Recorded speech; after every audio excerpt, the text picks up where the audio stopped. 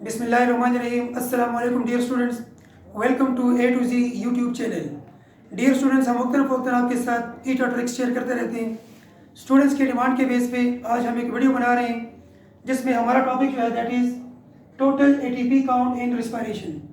Majority students को issue है, वो ये क्वेश्चन करते रहते हैं कि glycolysis, Krebs cycle, electron transport chain, link reaction, इनमें कितने एटीपीज बनते हैं। दूसरा उनका जो सबसे बड़ा इशू है वो ये है कि वो टोटल अकाउंट जो है उसमें आपसे पूछते हैं कि सबस्ट्रेट लेवल कितने हैं और ऑक्सीडेटिव कितने हैं।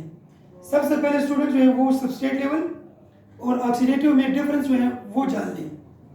Dear students, substrate level phosphorylation हम उस वक्त कहते हैं जब आपके पास एटीपी सिंथेसिस डायरेक्टली हो जाए। डायरेक्ट एटीपी सिंथेसिस, जिस तरह जब आप प्रोसेस करते हैं और आपने पढ़ा है the process of glycolysis. Glycolysis में आपके पास दो एटीपीज नेट रह जाती हैं, वो दो एटीपीज डायरेक्ट बन जाती हैं और आपके अकाउंट में जमा हो जाती हैं। इन केस ऑफ ग्लाइकोलाइसिस ये कैश एटीपीज जो आपको मिले हैं, these cash ATPs are called substrate level phosphorylation. दूसरी तरफ एटीपी का दूसरा तरीका है। फॉर एग्जाम्पल, अरशद साहब के मेरे पास 5 लाख रुपए हैं, मैं उनको 3 लाख रुपए का चेक दे रहा हूँ और 2 लाख रुपए मैं उनको कैश दे रहा हूँ कि ये आप कैश ले लें। तो ये जो मैं कैश दे रहा हूँ this is actually direct ATP synthesis, और जो मैं 3 लाख रुपए का चेक दे रहा हूँ जो फिलहाल उसके लिए एक पीस ऑफ पेपर है, उसकी कोई इंपॉर्टेंस नहीं है, लेकिन जब वो बैंक जाएगा तो वो एक पीस ऑफ पेपर जो है वो 3 लाख रुपए में कन्वर्ट हो जाएगा। सेम टू सेम मेरे पास एनर्जी का जो चेक है वो ऑक्सीडेटिव फास्फोराइलेशन है। चेक हमारे पास दो किस्म के हैं। एक चेक को हम NaDH2 कहते हैं, सेकंड को हम FADH2 कहते हैं। NaDH2 is equal to 3 ATPs while FADH2 is equal to 2 ATPs। It means कि जो NaDH2 आपको मिलेगा that will be equal to 3 ATPs। ये 3 ATPs का चेक है। FADH2 2 ATPs का चेक है। यहाँ पे याद रखिए डियर स्टूडेंट्स कि इन दोनों चेक के लिए हमारे पास प्रोसेस है electron transport chain.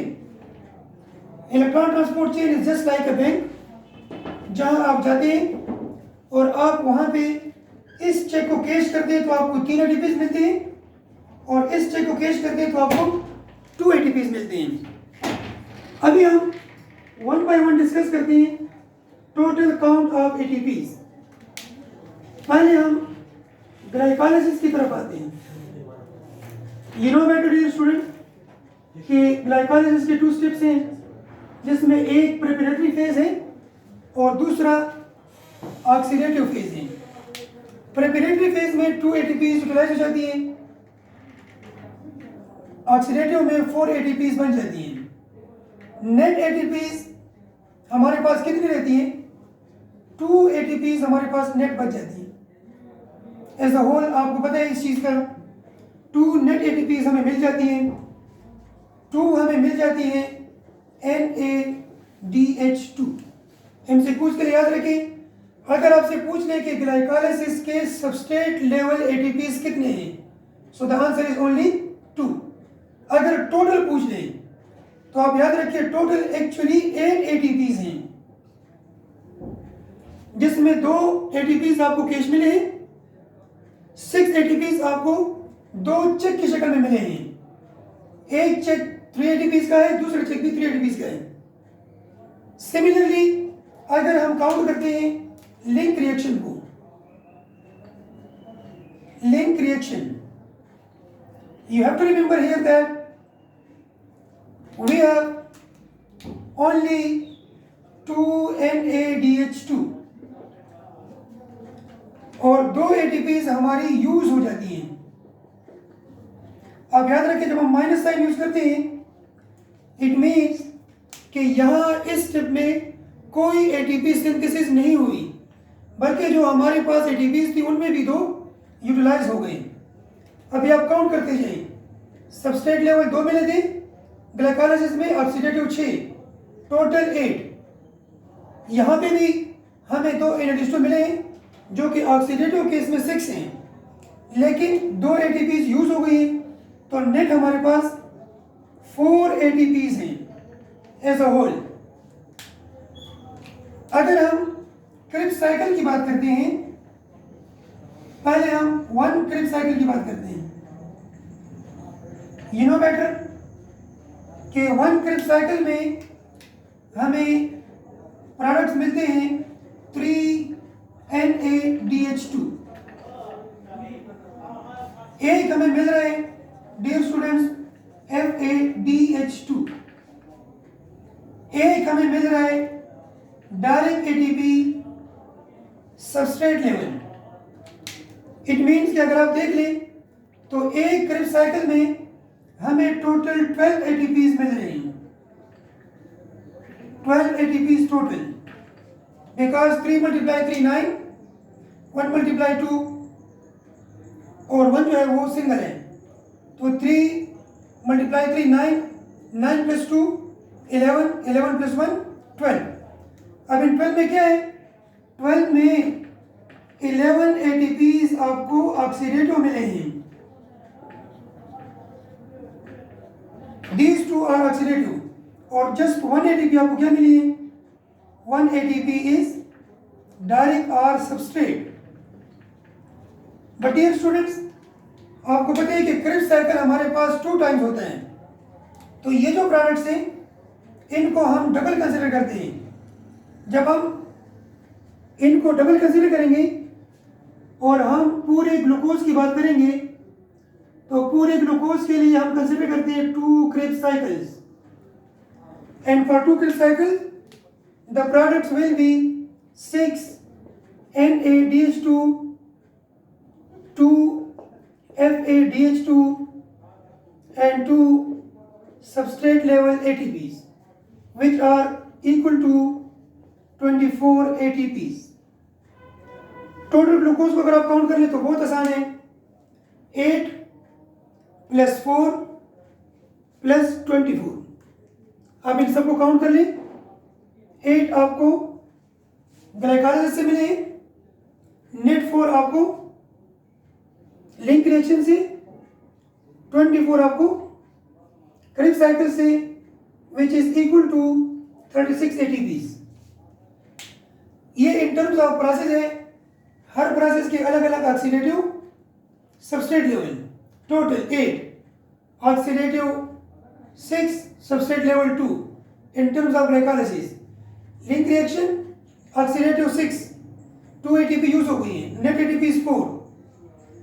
No substrate level phosphorylation occurs in link reaction। Krebs cycle, in 1 Krebs cycle in terms of oxidative 11 ATPs, direct ATP only 1। दोनों प्रोसेस में 6 NADH2, 2 FADH2, in terms of oxidative 22, in terms of direct ATP synthesis only 2। ये तो एक method है total count करने का। दूसरा आसान तरीका क्या है, पहले आप एज अ होल अगर हम निकालते हैं ऑक्सीडेटिव एक ग्लूकोज से, तो पहले हम एज अ होल निकालते हैं ऑक्सीडेटिव। टोटल ऑक्सीडेटिव कितने हैं, टोटल ऑक्सीडेटिव भी काउंट करते हैं।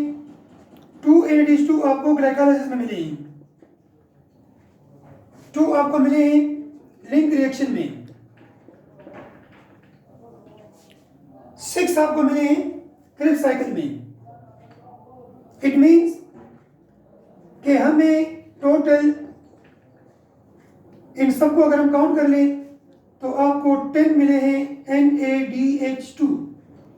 Each one of them is equal to 3 ATPs। It means that कि आपको 30 ATPs ऑक्सीडेटिव सिर्फ और सिर्फ NADH2 के फॉर्म में मिले हैं।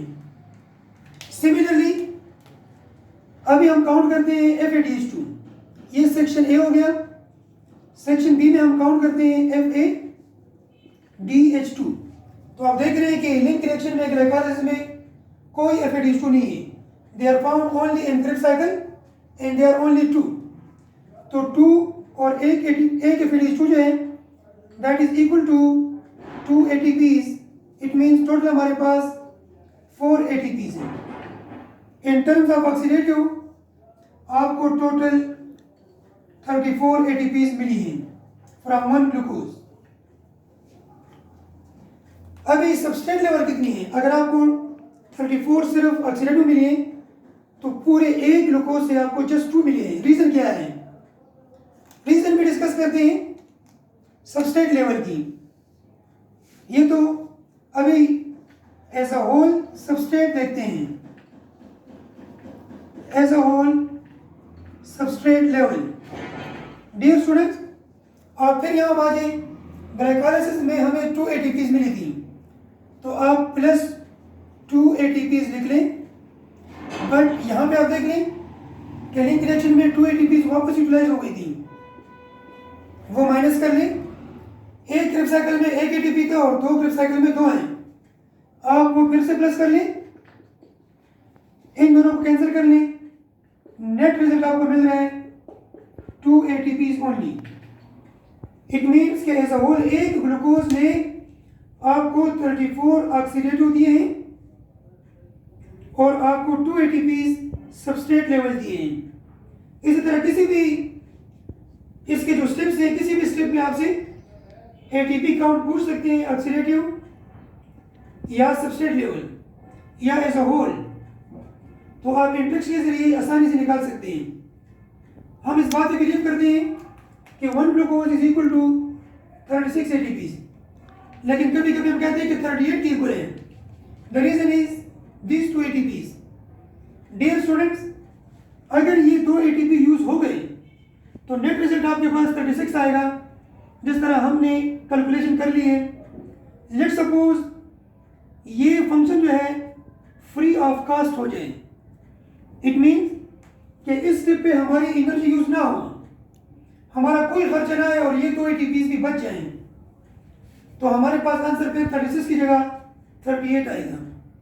उस केस में भी ऑक्सीडेटिव 34 है और सबस्ट्रेट लेवल 4 ATPs हैं। होप सो केस में आपको कोई इशू नहीं होगा।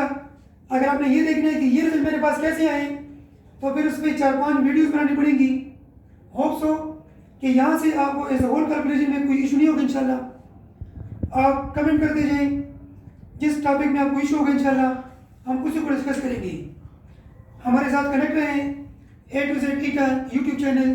Thank you so much. अल्लाह हाफिज़।